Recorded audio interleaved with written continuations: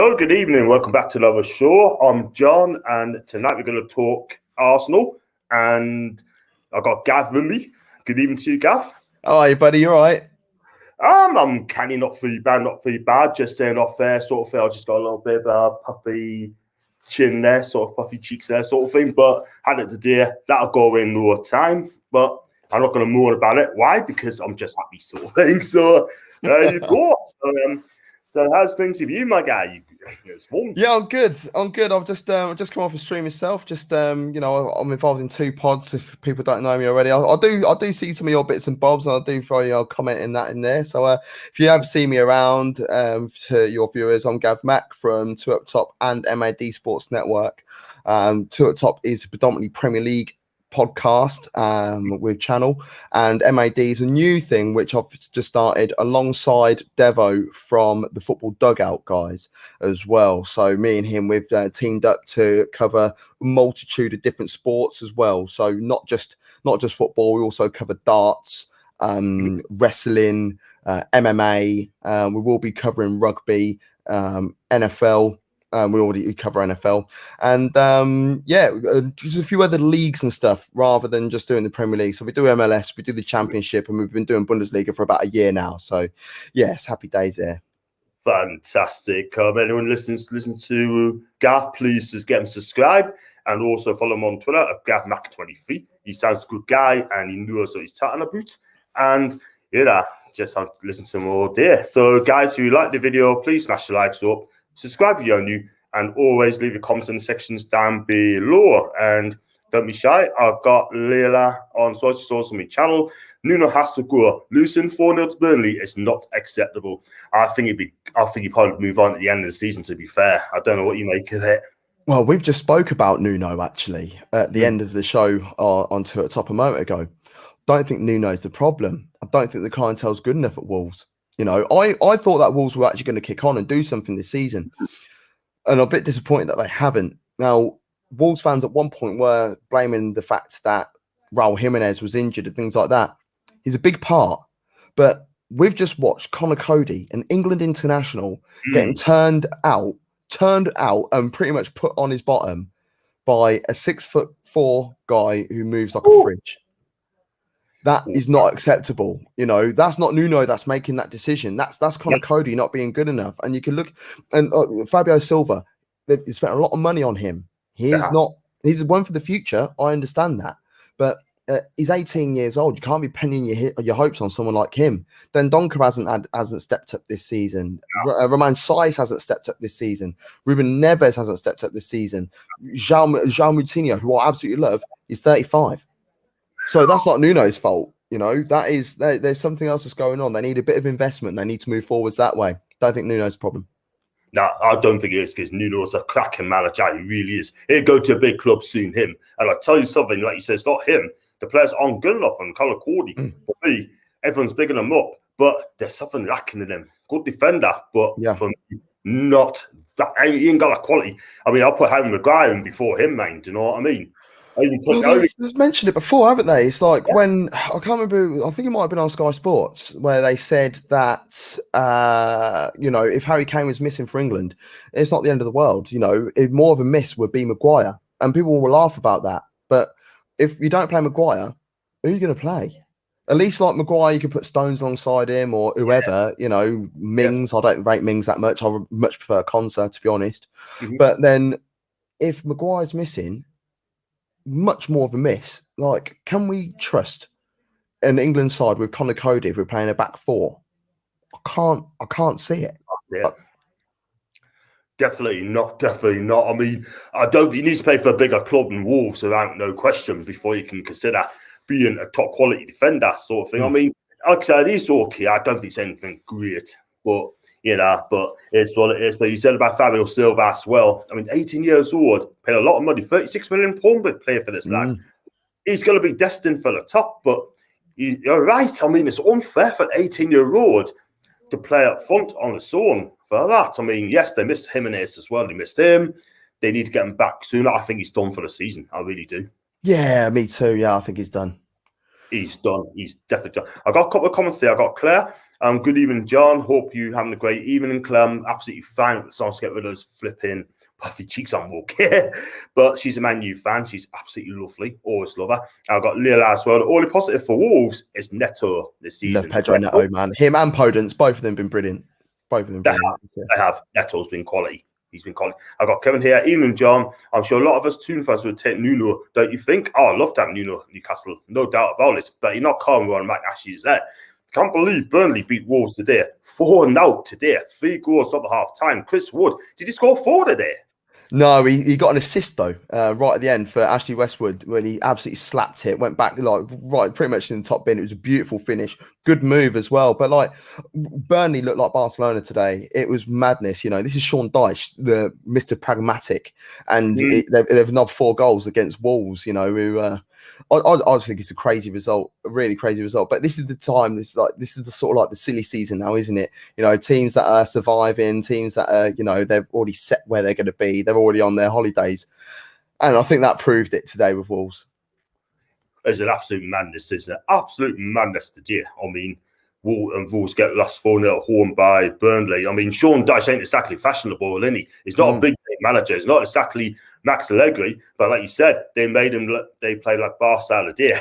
Yeah, you know what I mean. But I've got my guy here, Lal, again. If you say Wolves are this bad by losing 1 player, then Nuno's out of his depth. Losing the Black Country Derby to West Brom and losing Burnley is way too far. I feel sorry for that West Brom game because I felt that Wolves were in full control of that game.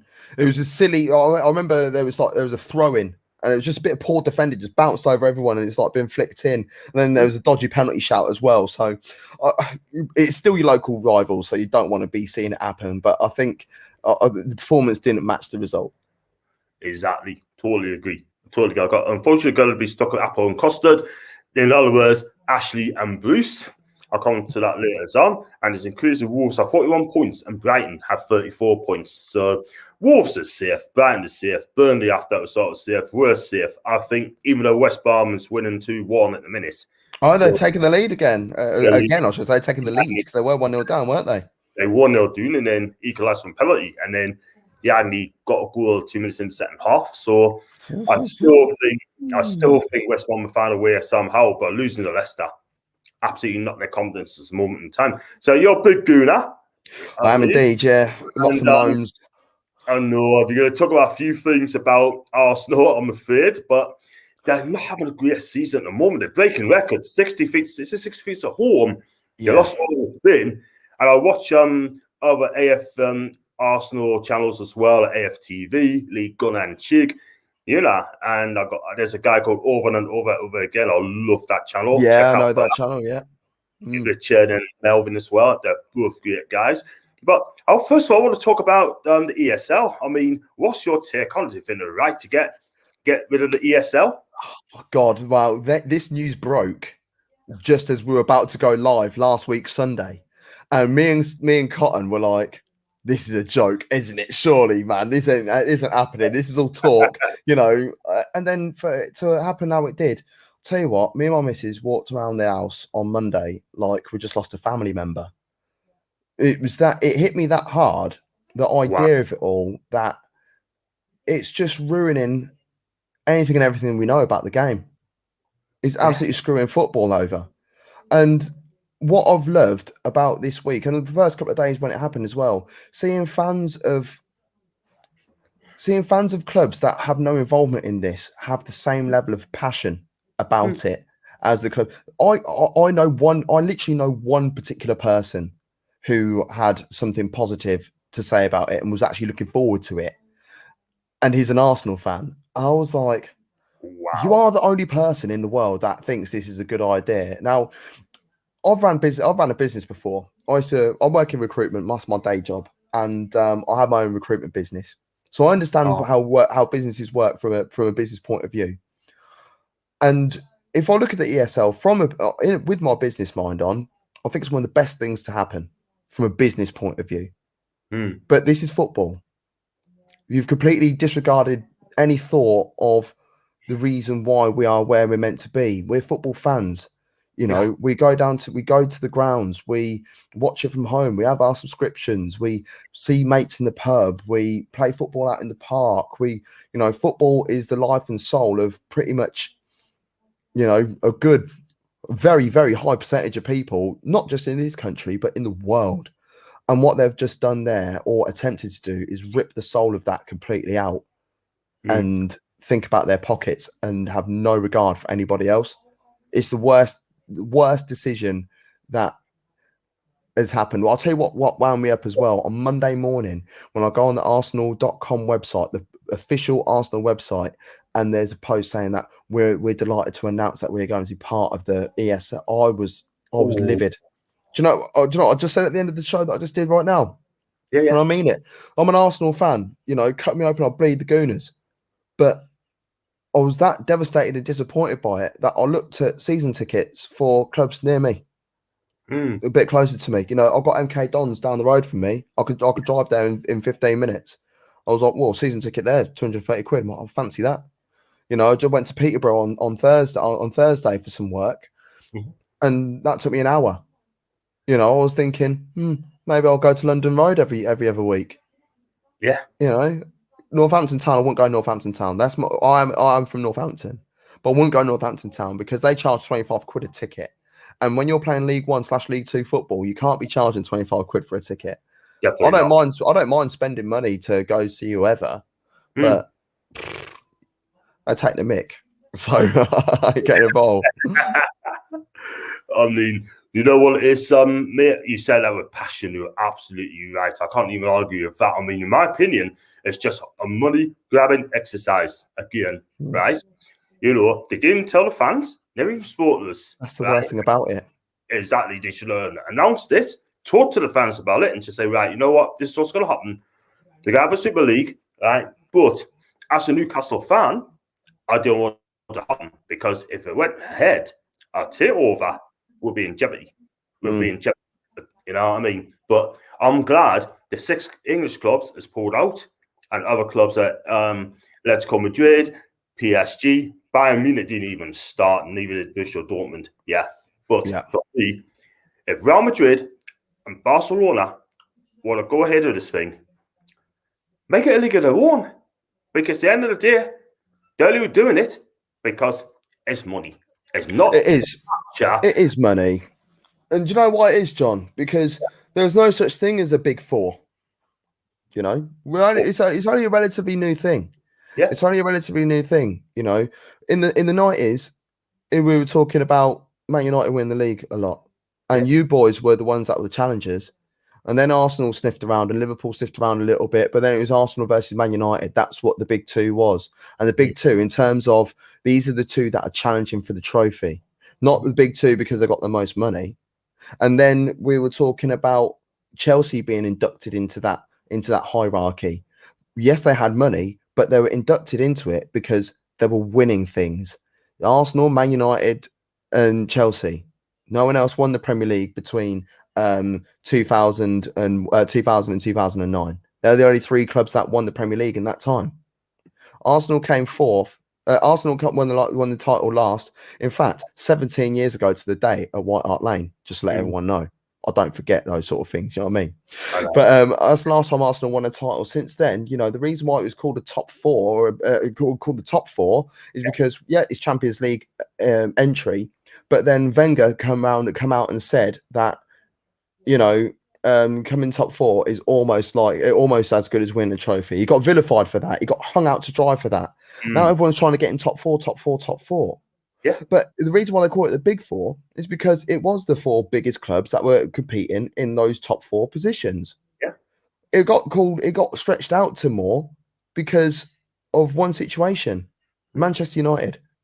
Manchester United finished 7th the season after Ferguson left.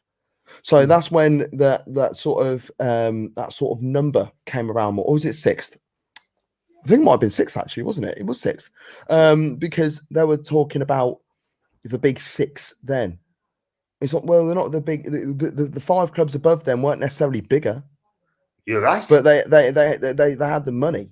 That's what it was. So it just so happens that it was the richest clubs, and Arsenal were coming anywhere. Well, we're still coming top four until 4 years ago, where we finished fifth, fifth and sixth, fifth couple of years on the spin, then sixth.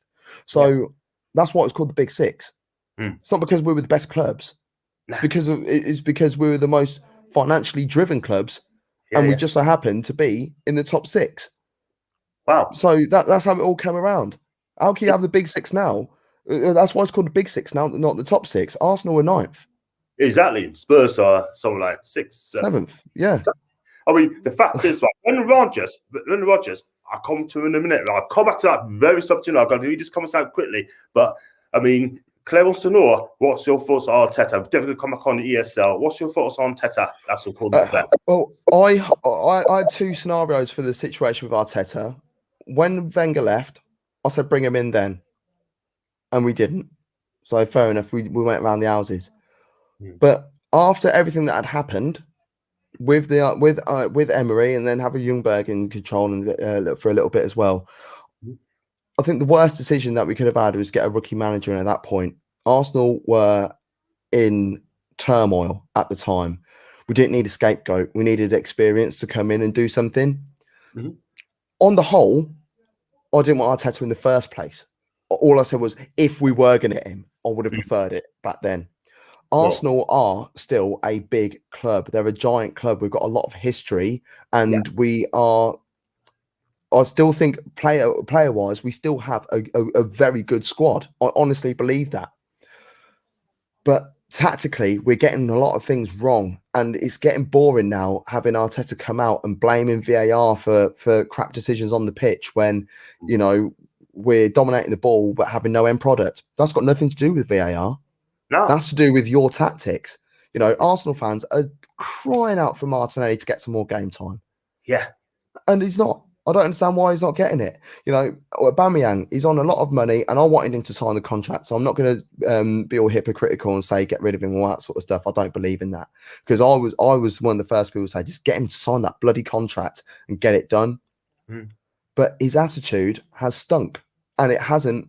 It's had a negative effect on the team. So if that is the case, you can't play him. It's just not going to work. You know. So you know. Lacazette, I think he's had a really good season. Willian was awful. And then he went on a little run, about 5 or 6 games, where he got 4 assists in the goal or something like that. And I was thinking, you know what? He deserves his run because he's done well in the last couple of games. He's still not the answer, but then he gets dropped the following game. And it's like, what are you seeing? What are you not portraying to us fans here? You know, so there's a lot of crass going on there at Arsenal, and I honestly think he's not the right. I don't think he's the right man for the job. But then, where do we go from here? Do we give him a transfer window? If not, do we get someone else in? If we get someone else in, then we've got to start the process all over again. And I don't think that is the way. I don't know which way to go, John, mate. I mean, it's a tough one, really. It's a really hard one for you guys because he's splitting the fans in a minute. I mean, he's 39? And the guy, I mean, he's a young manager. He's just put it, for me, personally, he's just putting out cones for Pep. That's what it is. He's putting out cones for Pep. That's why he's got this job. Do you know what I mean? That's what I'm thinking. But I hope he turns it around. But if he doesn't win you the Europa League, then I think you're going to have problems at this moment in time. But I've got Kevin here as well. There's a lot to go for you now. Honestly, last season, weird results this season. This time of year, when teams don't have now to play for, they already got the flip-flops on for the sunshine. And Kev really gets on the one. Super League is your Big Six. Now, look what it's like to have shit orders. Big Six have been splashing the cash for years, so I don't feel sorry for Arsenal. So you're always trying to take the club forward, sort of. He's basically saying that they sign up. There is not Arsenal. Stan Kroenke is not trying to take Arsenal forwards. That is that. I don't want to dig your people out. That is one of the worst things I've ever heard. Stan Kroenke does not care about Arsenal Football Club. What has he done? What has he done to show that he cares about Arsenal? Absolutely nothing. Well, if you look at the other clubs in the top, the Big Six, they'll all do what they need to do to help move forwards. And I'm not I'm not jealous of Man City or jealous of Chelsea with how much money they're spending, because I'm not being funny. All the clubs in the Premier League, if they had the opportunity and they had the money, they'd all be spending money. Arsenal have been Arsenal for a number of years have not spent the money that they should be for a club that is meant to be challenging for a title. And over the last couple of years, we've spent more money. I appreciate that, but not in the right places and not in the right area. And no manager has had any say on who we can buy or who we want to buy. They've got their little clique, which is above the management and below Kroenke. They've got their little clique there. It's like, yeah, we're going to do this, we're going to do that, we're going to do this. Right, there you go. You could have that. There's players that Emery wanted. There was players that Emery was desperate for, and we didn't get any of those. And we end up spending money like even in a basic situation of, going out to try and get Wilf Zaha. Wilf Zaha, 75 million. Oh, we're not paying that. He's a Premier League proven winger. Premier League proven. So what do? We go out and buy someone who isn't even that great and wasn't even playing out wide much and very one-dimensional in Pepe. And that was for the same sort of money that we could have spent on Zaha. I'm not saying Zaha would have come in and changed the world, but at least he's proven in the Premier League. And that's what I love about City. A lot of City over the years, predominantly since they've had their money, they would always go out and get Premier League proven players. Yeah. Over the last couple of years, they've been getting players from abroad. I fully understand that, but every now and then they still get someone who is picked from the Premier League. Someone who plays for a club that is trying to scratch the surface of the big stuff, who is desperate to prove themselves at a high level. And that's what Liverpool have done. And that's what Arsenal that's what Arsenal should be doing. But they're not. And we get Arsenal fans like moaning when we're getting linked with players like Yves Bissouma, who I think is an absolute boss, by the way. So, why are we going to Brighton to get a player? We're Arsenal. Don't get that elitist stuff with me. Remember who we are. Remember what's going on. Well said, well said. I mean, he's a Premiership player, but he's a Premiership player all across, I mean, I love that. If you get a takeover, I'd love to have him at Newcastle. And I tell you what, he'll boss that. Yeah, boss the midfield. Because you'll have an understanding of how I feel. Obviously, only to a degree, because I think Mike Ashley has been an absolute embarrassment for your club, and I even get excited for you when I hear, there might be a takeover bid. I'm thinking, yes, Newcastle can actually come back and start doing the bits and bobs like they did in the 90s and things like that, and start and the early 2000s when you're still playing Champions League football back then, But you're a club that don't spend money. You've got an abundance of cash with no spend. Or when you do spend, it's on dross like Joelinton, who weren't even doing bits in Germany. He's terrible. He's absolutely terrible. I'm not being funny, right? But I want the kid to do well. But he's 24 now, and he should be fixing up. I mean, when I first watched him a couple of games, I thought, you know what? This guy ain't going to make it. But yeah, you could tell. Newcastle fans, or some of them, still thinks there's a player in there. I've yet to see the player in there. Yesterday, he should have scored yesterday against Liverpool. But at the end of the day, to be fair to him, I thought first half last week, he did well against West Ham. I thought against Spurs, I think he did well in the first half. But at the end of the day, he still missed chance after chance after chance. His decision-making is not great. It is awful. And a big lad, you're right. For me, overall, I don't think he's that good. He's okay, but I don't think he's that great. And I'd be painfully burnt knowing that guy is wearing the number 9 for my club, knowing that how iconic the number 9 shirt is, and he's wearing that. Andy Cole, Alan Shearer, Joelinton, it pains me, and I'm not a Newcastle fan. Unbelievable! It's just a joke. I mean, the fact is, the reason he's done that, Gaff, because when Rafa Benitez turned to Mike Ashley, said, don't buy him, don't get him, get Salvan Rondon instead for a lot cheaper, £60 million. Okay. And Ashley even listened to him. So when Rafa walked, right, they spent 40 million on Joelinton anyway, and he put 2 fingers up Rafa Benitez, telling him we can spend bigger than it needs to be. That's an insult, isn't it? It is sad. But at the end of the day, if you're in a relegation dogfight, which I think will be okay now, we need fighters in the team. Joe Linton would fight for that team. He will not fight at all whatsoever. He's a big lad, but he just doesn't press. He doesn't press high, and he looks scared sometimes. You know what I mean? So I don't know what to say about Joe, but I hope in the summer, I think he goes back to Germany where he makes his name. I don't think he will. I can't see a team in the Bundesliga right now where he'll be able to go fit in and start. Maybe in Augsburg. And I don't want to dig out Augsburg. Maybe if Hertha Berlin are able to stay up, they've got a lot of issues with COVID at the moment. Their last 3 games have been postponed. Yeah. So they've got a lot of catch up to do. But if they stay up, maybe he could go there and do something. But yeah, I can't see anyone in the Bundesliga where he'll be able to go in and do something now. No, I think Hoffenheim must be celebrating this is early sort of thing. Casual Deutschmarks as well. £40 million. Hoffenheim didn't even believe it when we offer that sort of money. Yeah.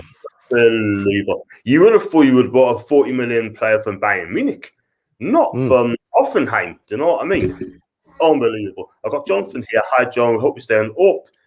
We are staying up the 2. Yep. And I've got Aubameyang has got yeah, he's got chlamydia. He's got malaria. He's got malaria. Yeah, fair enough. He should get better soon. He'll get better soon. But I've got Kevin again. Big 6 euros to me. They want 2 million fine, 12 points deducted for next season, and 3 transfer window ban. Chuffing and mourning about Arteta. Swapping for an apple pie and custard. He means Steve Bruce. I don't think not for you. I'm not being funny. Like I look at the way that Steve Bruce has put in a bit of heart in the last couple of games and stuff, and there's a lot more desire going in at your place than it is at mine. Where's these performances for the last 4 games? Where's those last 4 performances? You play like that all season. We were talking about you like going top 4. Exactly. Exactly. But I want top 4. The fans wants top 4. Mine actually does not want top 4. Oh, Claire, I missed out on Claire. Who would you bring in instead of Arteta? At the time when Thingy was leaving, when Wenger was leaving, I was looking at Ancelotti or Allegri then, and there's statuses on Facebook and Twitter and stuff dated way back, like in his last year, in Wenger's last year, saying that's what I wanted. When I just don't understand why we didn't go for Ancelotti at that point. I don't get it. I really don't get it. And I also love how Arsenal fans were digging out Brendan Rodgers, saying that he's a crap manager, this, that, and the other. Yeah, I bet they're chewing their words now, aren't they? I bet they are now. Right now, it's almost a case of who can you go get? Who can you go get? I mean, like some of the decent managers that are out there, they're already moving into new positions and things like that. You know, if you look at like Adi Hütter, who's left, who's leaving Frankfurt at the end of the season and is going to Mönchengladbach. You know, Marco Rosa, he was leaving Gladbach to go to Dortmund. You know, like those are 2 quality managers that were knocking around. Nagelsmann isn't going to be coming to England, so even Spurs fans don't bother getting excited about it. He's going to get the German national job, which in a couple of years' time after he's proved himself at Bayern. But then you look at the gaffers in the Premier League. You know, why would anyone leave their post right now to come to Arsenal? I think the only positive one I wouldn't mind the look of is maybe Hasenhüttl, because he plays a nice pressing game. You know, he plays nice attacking football. It's just, once again, it's clientele that he hasn't got that. It isn't good enough. It's not good enough there at Southampton, you know. But yeah, this is the thing. I mean, all the managers they want. I mean, you just said it late. Just gone on. They got Nagelsmann. He'll not go to Spurs. He'll go to Bayern Munich. He'll go to Spurs. He'll not go to Spurs. Who would you choose, Bayern or Spurs? Holy man, me can't tell that. Depends. Me can't tell that. He must be mad to go to Spurs. Honestly, they're a small club anyway. Yes, they are. They're not up the road. I got it right the first time, didn't I?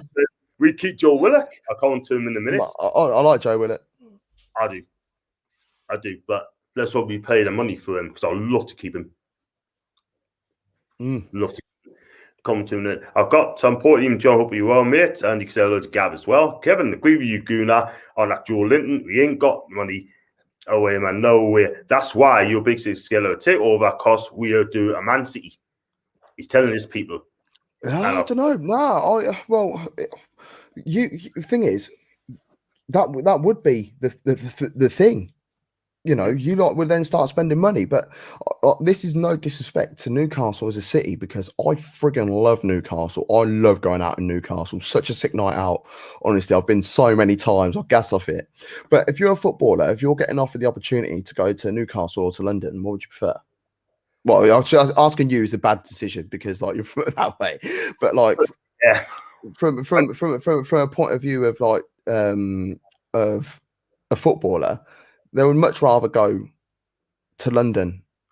I feel like if the offers were there, both of them had cash, both of them had the right ambition, whatever. Will you go to West Ham or would you go to Newcastle? I think players would choose to go to West Ham because it's in London, not because they're a bigger club or anything like that. So I'm not digging out Newcastle or digging out West Ham at that fact either. It's a location thing.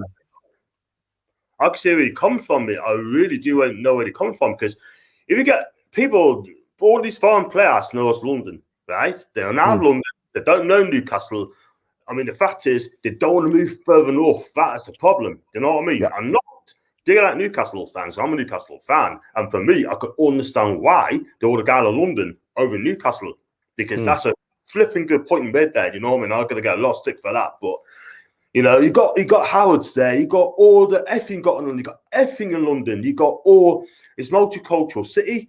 Don't get us wrong. But if you get a Turk or an Italian goes up to Newcastle, where's the Italian schools? Where's the Turkish schools? Where's the French schools?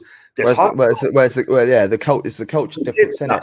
You know, like I don't see many other black faces when I go to Newcastle. You know, it's nice when I do. Do you know what I mean? But I don't go there. I don't go to Newcastle to try and see black faces. It's more of a level of, you know, I'm a British guy, I'm a black British guy, and I like being comfortable in my areas and my surroundings and that. Which is, I still don't know why I moved to a village, but that's a different story for a different time.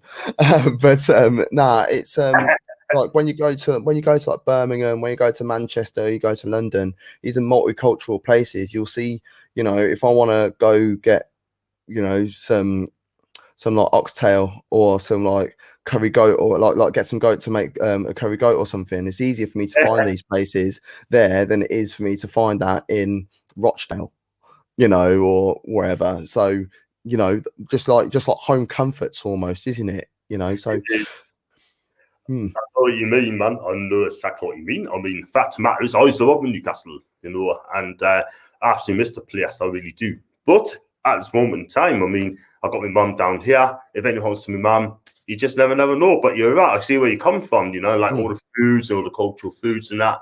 Newcastle is a stunning city, and I love it. See exactly where you come from in a sports perspective, do you know what I mean? But if you get Diego Simeone, if he's available and he chooses Arsenal over Newcastle, he'll go to Arsenal every single time. He would. Well, Diego Simeone probably wouldn't be the best shout nowadays anyway, after being 13 points clear at the top of the La Liga. He's doing everything he can to shag it, isn't he? He's losing it in a minute, man, Diego. But here's what I got. If Arsenal not careful, they might ski. I mean, Kevin's getting a bit. He's a funny one, slip out at the top. Big sister's thing, okay. And this is the one. I'll go to this one. Oh, the little man, he's only joking. I'll know him. He's like West Ham for Newcastle. Well, they won the World Cup in '66, didn't they, West Ham? They did, didn't they? Probably more Marky as and two guys, you know. And bless him. I just want to take him and he's a Houghton, give over Gula, man. You give it a large again, bless him. Guess we have to stick to our pizza pudding, ham sandwiches, and boom, ale cocktail.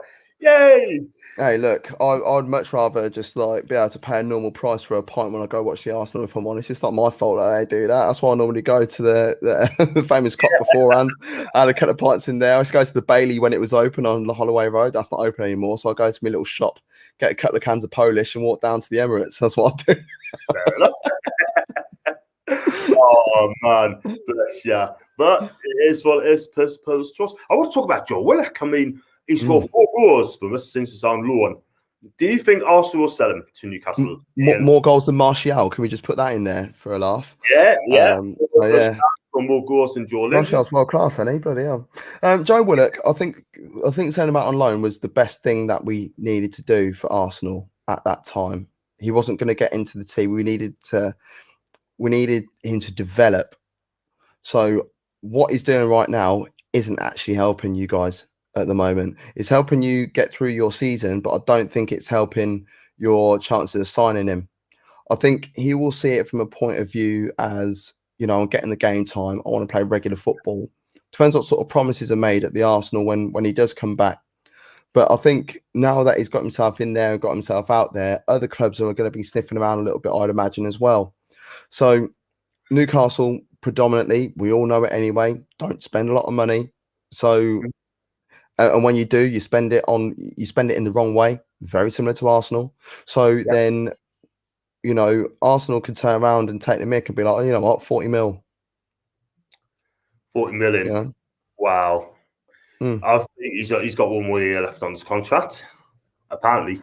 No, but that's what you could go out there and demand whatever you like. I mean, look at Jesse Lingard at the moment. Jesse Lingard, you know, if you'd offered him at the beginning of the season, if you'd offered 15 mil for him, they would have taken that. Probably and he's gone to London. He's started proving himself. You know, he's been getting goals and assists and putting in performances. Now they're talking about 30, 40 million for him. His contract's out. His contract's out next season, and he's 28. Wow. Joe Willock is considerably younger than that. Yeah. You know, I'm not saying that Joe Willock is a better player than Jesse Lingard or vice versa. That is not what I'm saying. I don't want people to take out of context what I'm trying to say. It's an example of a situation that's happened. So Joe Willock, him putting all these performances in, is brilliant for your cause of staying up. But it's bad if you want to sign him for next season, because even if you turn around, I just saw a brief snap of the comment from Kev down there, talking you down. I'm not talking Newcastle down in any way, shape, or form. As I said, I remember Newcastle were playing Champions League football before Arsenal were, in the new guise of the Champions League, by the way. You know, when Tino Asprilla is banging hat tricks and stuff for Barcelona against Barcelona. So yeah, don't think I don't know what Newcastle are and what they do. I love Keith Gillespie and Rob Lee and man like that. Do you know what I mean? I've got a lot of time for Newcastle, but Newcastle are not the same Newcastle that you were 10, 15 years ago, 20 years ago. So you need to remember where you are and what you're doing. So when it comes to like all these takeover things and stuff like that, you don't want it to turn into a QPR situation where you get loads of money, you've got loads of money in the bank, you're paying players like the alternative players like Chris Samba 100 grand a week when it's not worth it. You know, 100 grand a week in 2012, 2013 was like paying $500,000 a week now. Do you know what I mean? So that isn't going to happen at Newcastle. So this takeover talk is good in theory, but let's not get ahead of ourselves right away. And for how many years we've been going on about takeovers and stuff at Newcastle, once it does happen, because it will happen, things aren't going to change overnight. It's going to take a couple of years at least to try and steady a ship. You know, they was talking about getting Poch in and signing Mbappe. Come on, man. That ain't going to happen. And that's not me belittling Newcastle. That is me looking at it from a perspective of a football fan. I just so happen to be an Arsenal fan. Doesn't mean that, you know, I'm blinkered or anything like that. I'll get told I'm so anti-Arsenal when I'm not. I'm just honest and I'm open, and I'll see things for face value. I totally agree, mate. I mean, end of the day, you do get a takeover. All I say is that the first part you should do is get the training facilities right, because our training facilities is crap. It will be a holiday in the northeast. That day, I can't see no work is getting done that day when you get a takeover. Nah, none. It'd be a day off. It'd be like a day off. It'd be like a bank holiday. Exactly. They're not turning up for work. They'll be celebrating over their niece. They're going to break the COVID rules, I'm afraid. What? I don't think they'll give two hoots about it either. I know. I'm not getting COVID. We ain't got my cash here anymore. Exactly. Disclaimer. No, I'm not wishing that, by the way. I know. I mean, 14, yeah. I mean, with Mike Ashley, we just want to go sooner the better, because I don't. For me, what he's done for the club is nout. Bit like Stan Kroenke, even worse than Stan Kroenke. He doesn't care. He doesn't care. he does turn up for games like your owner does. If we lose 10 games straight on Steve Bruce, he won't care. He give him a new contract.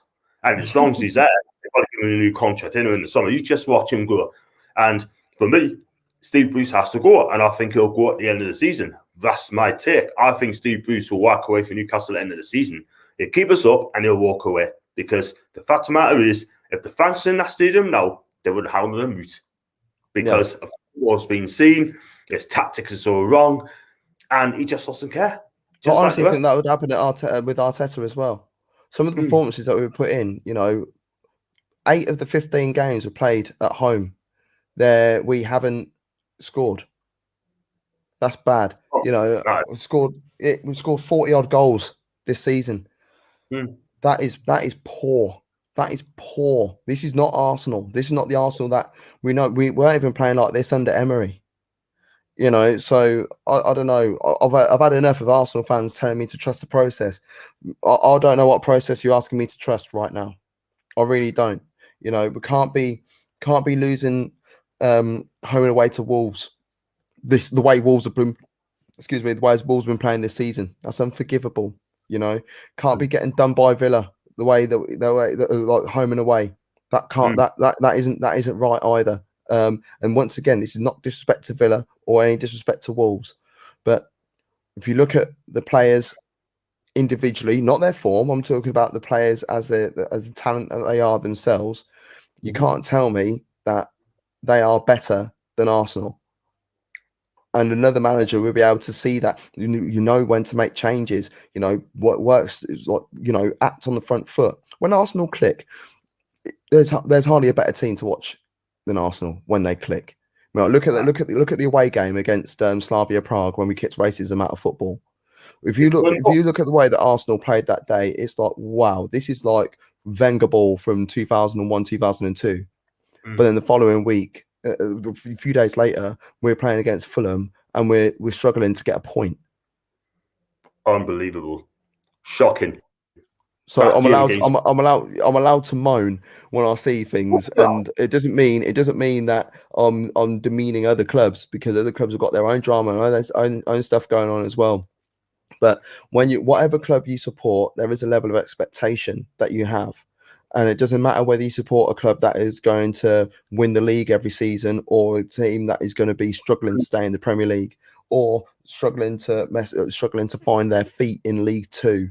You have a level of expectation for your club, and when they are performing below that standard expected, then you have every right to stand up and say, "What the hell is going on with my club?" Exactly. It stems from the top to the bottom. And it's Kroenke has the problem. He really is the problem. And he wants Arteta and sort of thing. They just want yes men in the club. Do you know what I mean? And if I was an Arsenal fan, I'll feel the same as you. I think the standard of the club is poor. I mean, we need a bigger manager at the club. Rafa Benitez, I take Rafa Benitez as well at Arsenal. I would, because he knows the Premiership in and out. And it might not be the best football, but he just organises, good organiser, and he sets teams up not to get beat. But Arteta, he's been breaking records. Is he a DJ or something? If he is, he's breaking records, isn't he? You know what I'm having that one, John. I'm taking that one. Kevin said about wearing his sunglasses. 2 kids on camera. No way am I getting my eyes out. Shades are on. You be you. Yes, he didn't take 2 years. He just want to compete. He sounded like Simon Jordan. Here. Hey, like your style, sunglasses on, not about real people, sunshine. Oh wow. My God, don't know anything about real people. Oh, only if you knew a little bit about my life and my background. And I'm not feeling sorry for myself. He's completely misunderstanding everything that I'm saying. Every club, no matter who you support, you will have a level of expectation for your club. I'm an Arsenal fan, and I'm also an avid Palermo fan.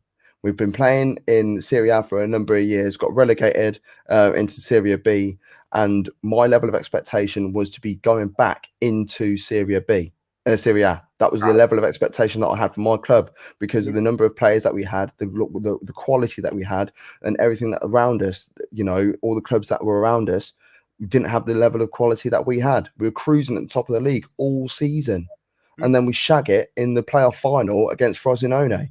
And I've still got beef with Frosinone about that, but that's a different story for a different time.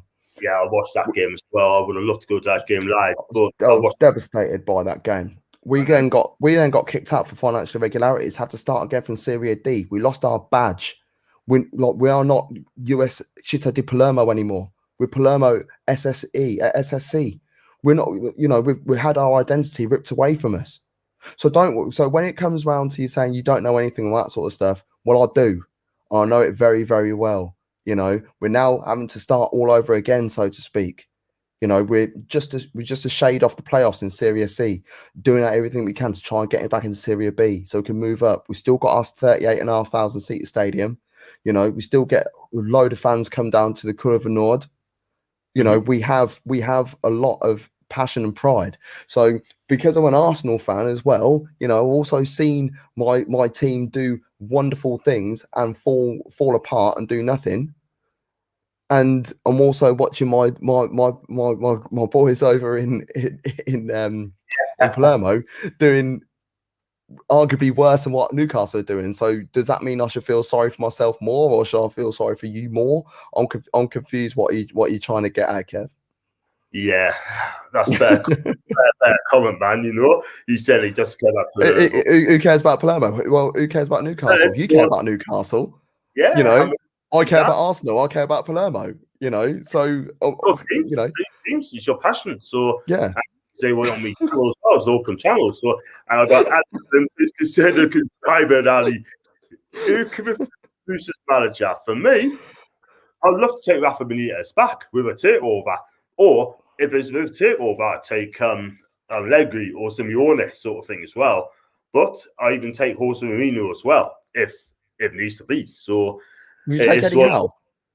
Say again? Would you take Eddie Howe? Well, he's young. Frank Lampard.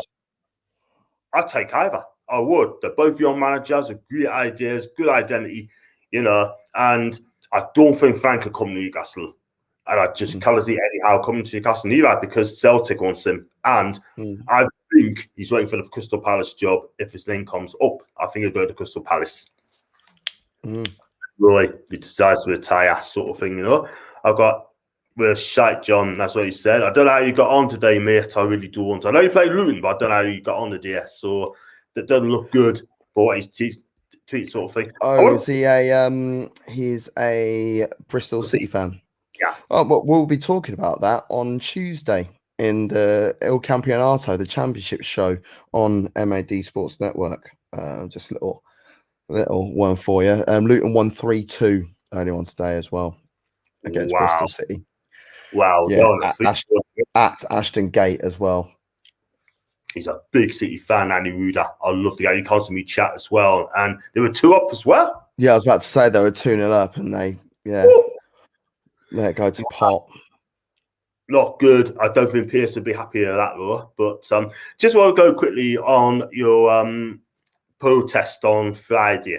I mean, did you turn up on Friday for the protest, or do you not? No, I've got two kids, mate. So you know, there is a level of priority. One's 5 and one's 6 months old.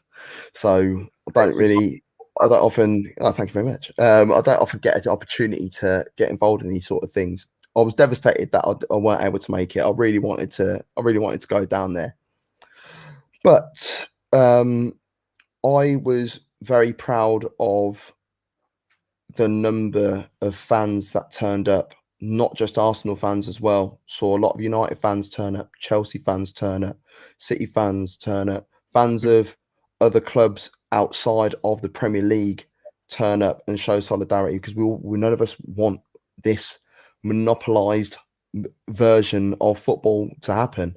We all want money and we all want to be able to spend more money in order to bring a level of success to our clubs. Some clubs do it in the right way, and this whole ESL thing was a way of nullifying football as a whole. You know, I want to know why Celtic Rangers weren't invited into this. into this party. Not that I agree with it, but I just want to know why they weren't. You know, they're both two massive clubs with rich history that play in a league where really and truly it is only those two that fight for it. So why weren't they invited into this special party? You know, why were Arsenal invited to this party when they haven't been relevant for the last 5 years? Why aren't Leicester invited in it when they've got decent owner, with a lot of money? Why weren't Everton invited in it? Decent owner, lot of money. You know, it's naughty. Why were Spurs invited? What and this isn't a dig at Spurs. I genuinely, I don't know if there's any Spurs fans that are watching your channel tonight, but if there are, I want to know genuinely what Spurs thought they were doing at that table. Well, they haven't won now since 2008, and they haven't won the league since 1961. They won a couple of cups in 81, 91, 82, and they haven't.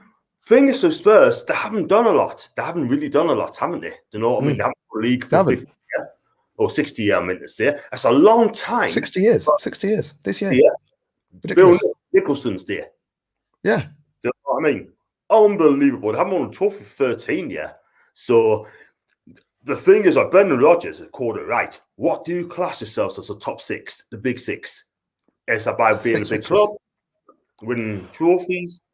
You know, I mean, like out of the 12 that were invited into this special party, those 12 clubs are in the top 15 richest clubs in the world. So that's it. That's it. And that's what you're there for. You got the most money, and the fact that they had to pay this sort of membership fee of like 8 million or whatever it was as well before they even went any further. So, like, we've all got to foot all the costs for it. And Florentino Perez, man, the guy should just retire. Just go sit on your yacht, have a cigar, and get a brandy on ice. Don't talk to this lot anymore. Don't get involved. Just, I think it's embarrassing, absolutely embarrassing. I know, it's ridiculous. Absolutely. It's just out for them. Like I said earlier, they're only there for the money. They don't give a toss for the fans. They just don't. Unbelievable. I just want to know what that would have done to the rest of the Premier League, to be honest. Would you have felt comfortable? Let's say this happened, right? I don't know where they were going to find the other six, whether they was going to over promote from the Championship, restructure the whole league system. I don't know what they were going to do. But regardless of that side of it, how would you feel about it if they were all gone and the Premier League no longer had those 6 clubs in? Then, if the 6 clubs left, they may should change from the Premier League to the Championship. That's what it's going to be. That's what I look at it, because it will not be a Premiership anymore.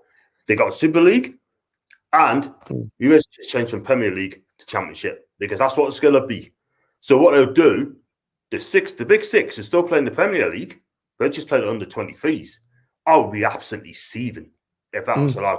Do you know what I mean? For me, football has changed for the worse. And for me, I just think there'll not be football anymore.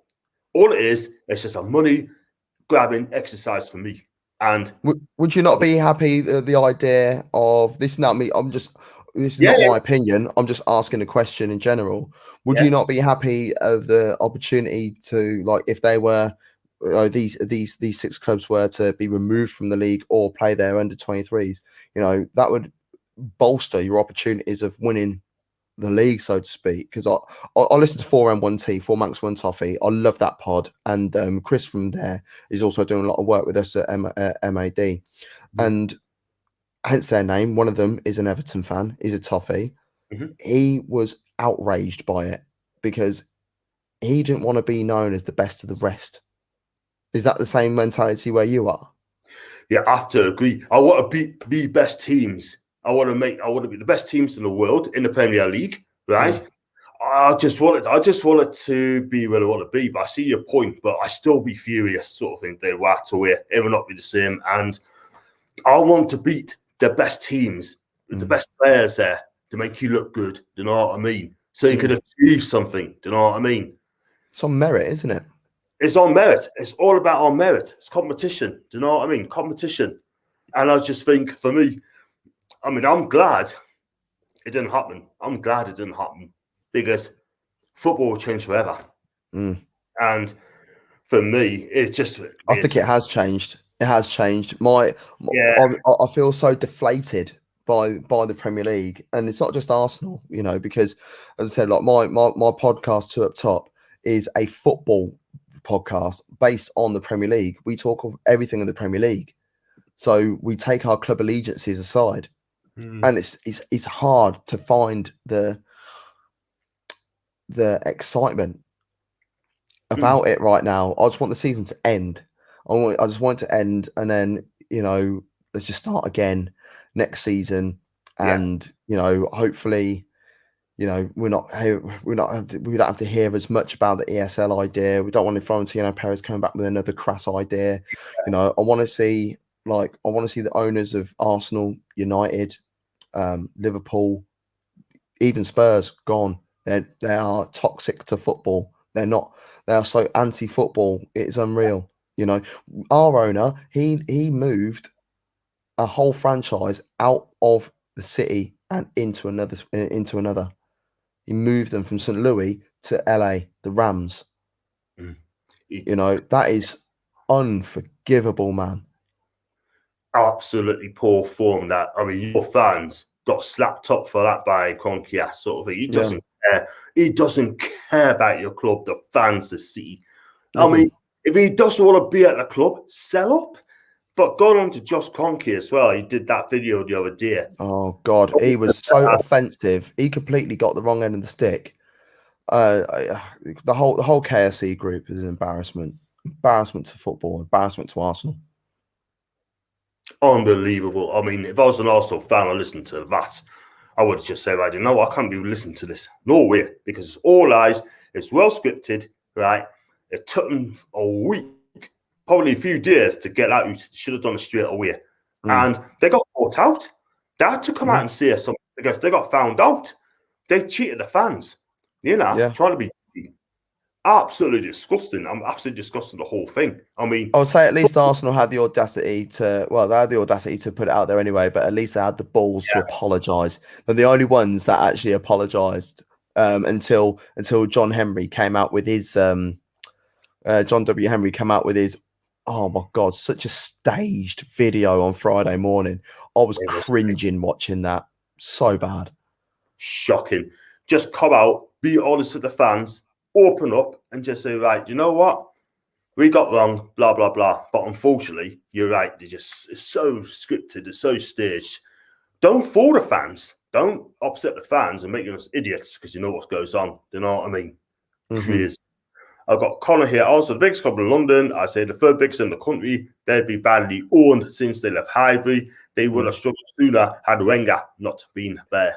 Peter Hill Wood and the David Dean situation. Those guys, they were Arsenal. They cared so much about the club. They would live, breathe, and die for Arsenal Football Club. I think moving to the new stadium is still, I still think it was the right decision, the right idea going forwards because we couldn't build on Highbury. We couldn't have made that bigger, with all the houses around there, the amount of asbestos knocking around in the building and that sort of stuff. It would have been completely unsafe to house it. So it did need a new stadium. What I do like is the fact that it is literally a stone's throw away. But it's all been business. It's all been business since then. No, what happens on the pitch is irrelevant. The fact that I think I'm surprised that because it is all business. I'm surprised that they haven't made more of an effort to sustain our top four and Champions League level. Because let's drop in where we are now, and next season we'll come mid-table again, and that is not going to generate the sort of money that it would if we finished in the top four. So from a business point of view, maybe it's the right thing. Maybe Arsenal can slip down a little bit more. So the value of the club is a lot less and is missed out on a decent opportunity. It's like selling your Bitcoin at the wrong price or whatever. You know what I mean? So when it goes down, and hopefully it gains value again when someone else buys it. Yeah, that's the thing. You see, you got the idea sort of thing, didn't sell it too far. moved too far away for the stadium, and you saw that you built a new stadium to compete with the Bayern Munichs of this world sort of thing. And Bayern Munich are slapped to like 5-1s and 5-1s or whatever sort of thing. You know what I mean? You're miles away from Bayern Munich sort of thing. Got the right ideas, but well, one of the years when they beat us 5-1, the home leg, we did actually win that 2-1. So you know, we can compete. Depends what the level is. It depends when they turn up. You did actually, and Leicester also scored that goal, didn't he? Like I can remember that because when we lost the first 2 games in the Champions League, Zagreb and Olympiacos, then you had to play Bayern twice, and you think, we'll do it sort of thing. You beat them, then you lost to them, won the last 2 games, and then you got through to the next stage of the Champions. I remember that. Scrape through. Only just done it because Bayern Munich was beating the other teams as well, which you expect them to do. But listen, at the end of the day, you know, I want Arsenal being in the top 4. I want you to win the league. I really do. But mate, I don't think we're going to win the league before my daughter's able to buy her first legal beer. Yeah. I don't think it's going to happen. I've set her up for failure already. No way. But just a couple of things to go to wrap up sort of thing. First of all, it's about Claude, and sad to see him passed away a couple of weeks ago. And Mark goes out to him. I've got him on the top right-hand corner. And out of respect. And what do you think of Claude as a fan? Because he's very, very, very, very passionate. And he's super passionate about it. And it just goes on like with the online hate and that sort of stuff, because he got a lot of shit. And just before he died, there was like a couple of tweets that he sent out which looked a little bit suspect, to the point that, you know, it looked like it was mental health that was the answer to as what happened. And look, we're all passionate about our clubs. I do think that the way Arsenal, like AFTV, parts of it are a little bit is more for entertainment value of anyone who doesn't support Arsenal. My opinion, but you know, I thought Claude was probably one of the real guys. If I'm honest, you know, I never met him. I haven't ever seen him on streams and stuff, but he was one of the more honest and more passionate guys about it, I thought, and I didn't really disagree with a lot he had to say, if I'm honest. Yeah, man, unbelievable. But I watched him a lot, and he tells how it is, and I do feel sorry about him having mental health issues, sort of thing. And I hope he's in a good place in heaven. Heaven's looking after him because he's a guy. I love Claude, and you know, without him, I would not have done this podcast at all whatsoever. Sort of thing. Yeah, I couldn't do it, and I only had something like 80 subscribers back in November. I've done stuff for a certain time, and I rocked up 638 people subscribing to me. Decent, fair play. So I'm so blessed what I've done. So what I'll do is going to be dedicated to Claude. That's why I've got him on the top of the hand corner. And, you know, and he's just a great guy. And I do love him. And rest in peace, Claude. We're going to miss you, bro. And what can I say? So we're on to Sunday's game against you lot. And yes. Emirates St. James. And how do you think you're going to do, and what do you think the final score is going to be? Well, Joe Willock can't play, so I think it's going to be an Arsenal win. Simple as that. I mean, when we played against you at our place, we won that game 3-0. And if I'm honest, I wasn't actually overly excited about playing you, because I thought, because this is at the time when we'd just beaten Chelsea, and it was on the turn of our little bit of form that we had in January.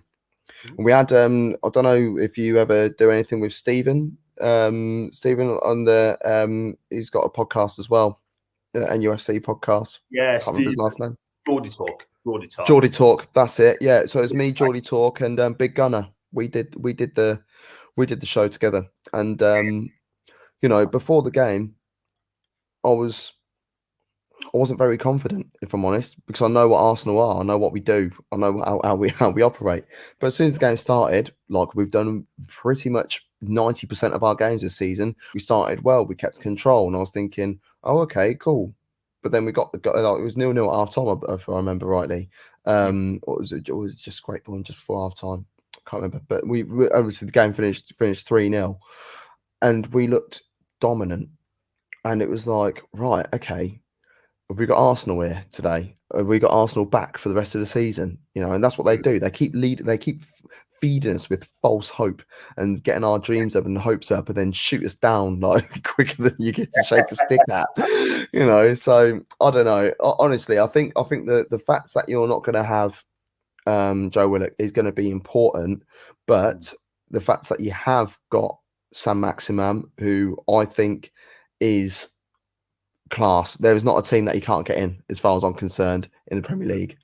And I think Callum Wilson's going to be back as well. Is he? I think he's going to be back and fully fit. You know, he played at the weekend, but he was looking quite sharp against Liverpool. Yeah. So I think it just depends on who you got at the back more than anything else. And if you're playing Emil Kraft at right back, then I think we've got every chance of winning that game. Definitely, he's terrible. He has been playing for, which I think is good. It's got Jake Murphy playing on right wing back. We've got Matt Ritchie left wing back. We've got Keith Clark, Freddy Fernandez, and I think Lascelles could well be coming back next week because he was sub there. So Jamal Lascelles going to play all of those. I think Dobbitt's the one's going to be dropped. So it's going to be Lascelles, Clark, Fernandez, and back three. Yeah, I think that will hold up nicely. I mean, like we're going to be playing one through the middle anyway. We're so predictable. We never change our system and style to suit the opposition, you know. So you'll just snuff those out. We'd have to really and truly, we'd have to play Odegaard if that is the case. But I doubt it. It depends as well what happens with the Villarreal game on Thursday for Arsenal as well. Because if we're in a commanded position, we might be able to put out some stronger names. But if not, I could definitely see Eddie Nketiah starting the game. I could see Matt Ryan being between the sticks, who I think is a better goalkeeper than Leno anyway. You know, I could see, you know, maybe Cedric playing left back again. Yeah. You know, going back to left back because, well, Granit Xhaka's just had a baby as well, so his second child. So fair play to him. I saw Mönchengladbach put out a nice tweet about it as well. That was quite classy, I felt. So he might be missing. You know, I don't know. Newcastle are safe now. Yeah, we are. So, you know, I don't know.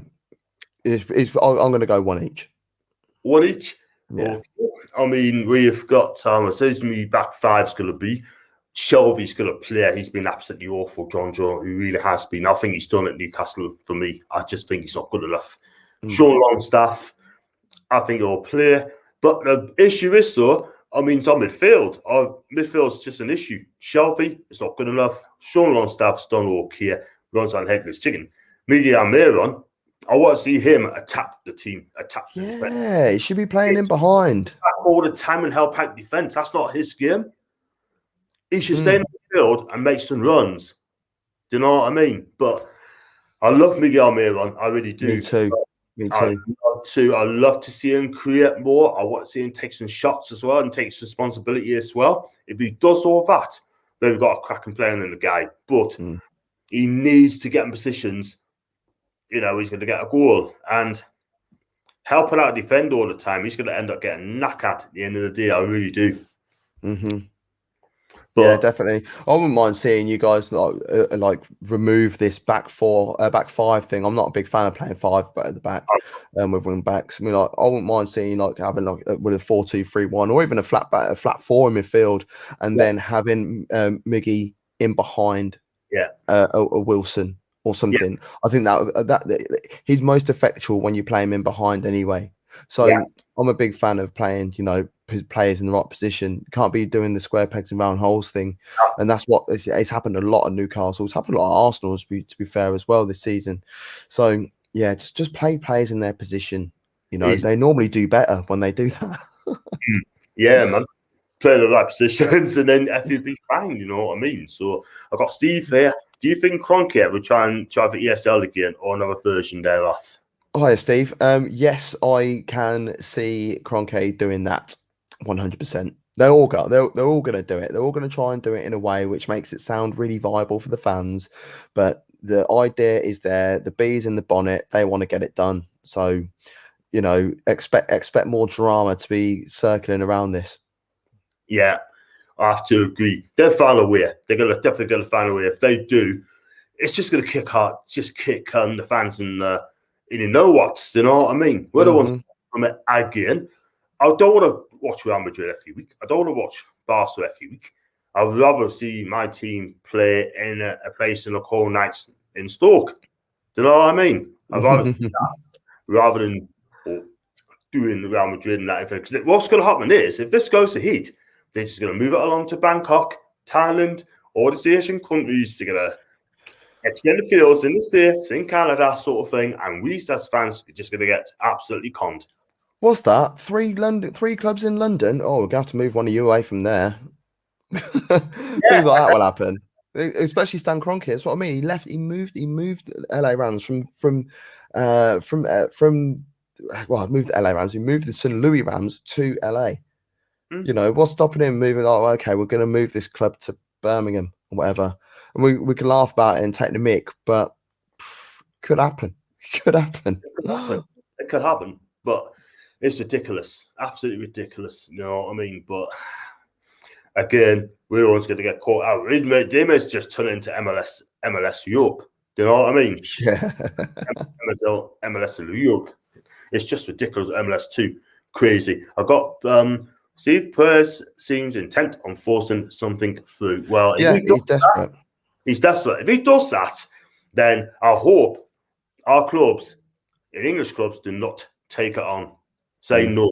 Has to be no. If they want to kick us out of the Champions League, carry on. Please do that. But at the end of the day, all I'm saying is just leave it as it is. If he wants to have a paddy, let him carry on. Or a Porte as well. Let them carry on. Who cares? Yeah.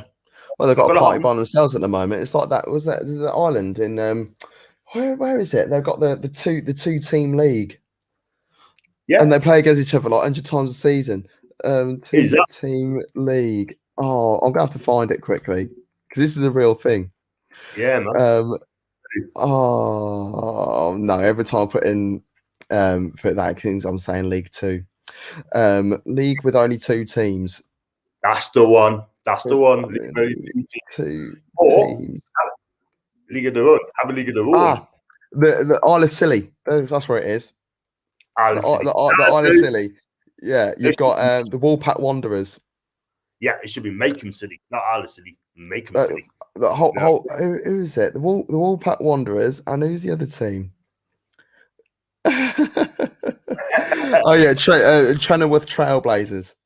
That's the kids team. Garrison Gunners. Garrison Gunners. There you go. It's the Garrison Gunners and the Woolpack Wanderers. They're the only 2 teams in that league, and that's what Real Madrid and Barcelona is going to do in the CSL right now. Totally agree. But it is all it is, and you know, just so it does happen. If they want to have it there, let them carry on.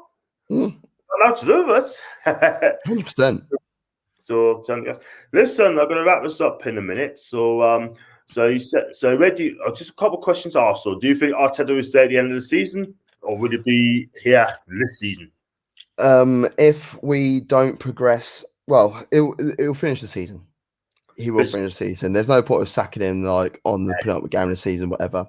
But if Arsenal don't win the Europa League, I think there will be movement in the summer.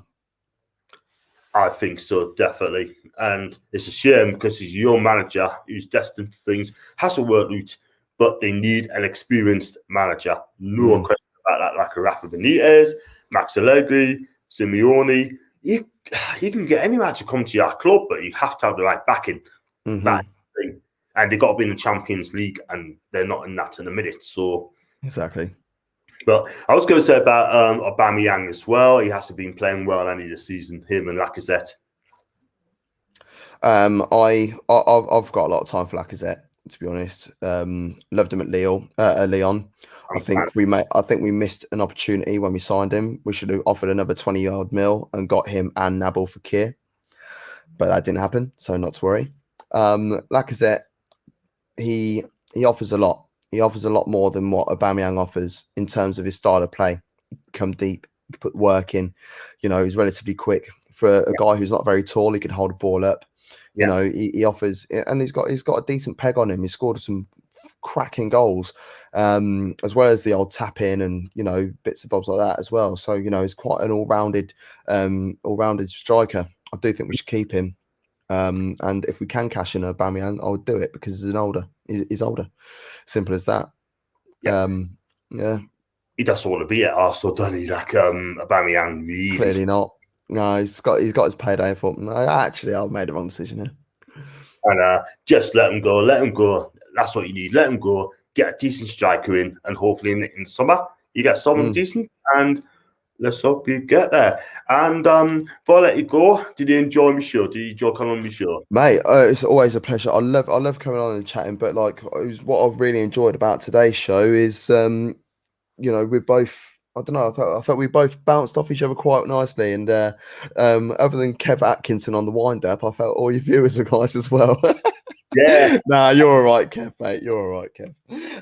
But no, it's been a cracking show. I've really enjoyed it, and I really appreciate you having me on. Really do. Champion, thank you very much. And just read his comments quickly before we sign off. Cracking show, guys. Great listening while I was cooking up the cottage pie. Love cottage pie. My guy, definitely love cottage pie as well. Steve, you cook up some for us as well, my friend. I know Europa League. You get Arteta, you get Apple Custard. He's basically also sort of Arteta for Bruce, basically. Rather have Lacazette than Joe Linton. Yeah, it seems to be in and Lacazette, it will go on a run of games where he's smashing it in and he's doing really well, but then it will go loads of games without scoring. But it's like we might take the mick out. He scored 13 goals in the Premier League this season. For a team that are doing terribly, I think that's all right. I'll take it, and yeah, Aubameyang is very Özil at the moment, and he's going to end up losing a lot of fans at the Arsenal, which is mad. For me, if we don't win the Europa League, I want us to be out of Europe completely for a season. And I said that I met Robbie from AFTV. Was it this time last year? No, it was, January last year, after the Palace game where we drew 1 apiece. Aubameyang got sent off that day. I said to Robbie, that's what I think should happen. A load of Arsenal fans started trying to kick off me outside, but I was like, no, look what happened with Chelsea. Chelsea had that year out. They come back, they won the title. I'm not saying Arsenal are going to win the title, but we've got more of an opportunity, more of a chance to get ourselves in a strong position if we haven't got any other distractions around. Exactly. I mean, end of the day, get out of Europe and then concentrate on the league. Not playing too many games, no injuries, whatever. I totally agree. I mean, you've got something to say.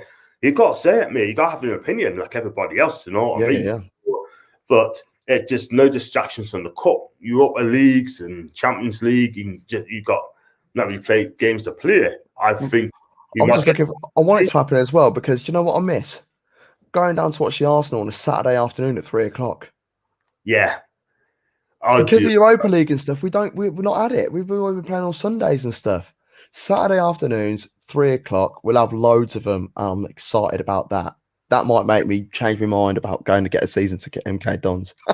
Absolutely. Yeah. You can't be at Saturday afternoon games on game. Yeah, you can't. I mean, all these kickoff times, Sunday night, 7:00 on Sunday night. Yeah. Monday, why do it? It's a joke. I'm sorry, but it's not acceptable. But will they pull it back? I doubt it, because it's all money all the time for the team. Yes, it is indeed. Crazy. Listen, Gav, thanks so much for coming on anyway. I could chat to you till 12:00 midnight, man. I really, really could. Mate, if I didn't have a darts match in 10 minutes, mate, I would just be like, oh, don't bother Kevin out. Let's carry on chatting, mate. But it's been an absolute pleasure. Absolute pleasure. And before I let you go, I just want to say to everybody in the chat, thanks so much for coming on. And I forgot one more from there. if you're out of Europe, don't see Kroenke a backing manager for a Premier League run. I think he's correct. He could be. Couldn't care less. And I got one more from Kev. Bang on. Rob out of Europe when you haven't got a chance. In Premier, with a show, no distractions. Totally agree. Woman to you, Guna. He's Roman to you. Yay! All together. Yay! Kev, I love Kev. He's funny. But I was going to say it. But listen, I'm not going to let you go unless I'm going to say this. But thanks for coming on. And thanks for the viewers as well for watching us. And make sure you catch us tomorrow on the Horseman Show, 8 o'clock, with Paul and what's his name, Baz and PD Prowlock as well. And thanks for joining us. Gav, thanks for doing this all, my guy. And we've got to do it again. No problem at all. Anytime, mate. Give me a shout. I'm well up for it. And before we go, just want to plug my channels quickly. At MAD Sports Network, we cover a whole range of sports, no Premier League stuff. So, by all means, give us a shout, give us a follow, like, share, and subscribe as well. Cover a range of sports, as I said. And with the football side of things, we cover MLS, the Championship, and the Bundesliga as well. You heard it, guys. If you heard that, please get him to subscribe, Man Mac, and follow him on Twitter at GavMac23. And he's got everything on his channel. And check him out for that. I'll be doing that as well. And make sure you go on it. If you don't go on it, you'll be forgotten. So listen, thanks again. And he's my guy. And have a fantastic evening. Thanks so much for coming on. And thanks for the viewers. And have a good one. Take care. You too, boss.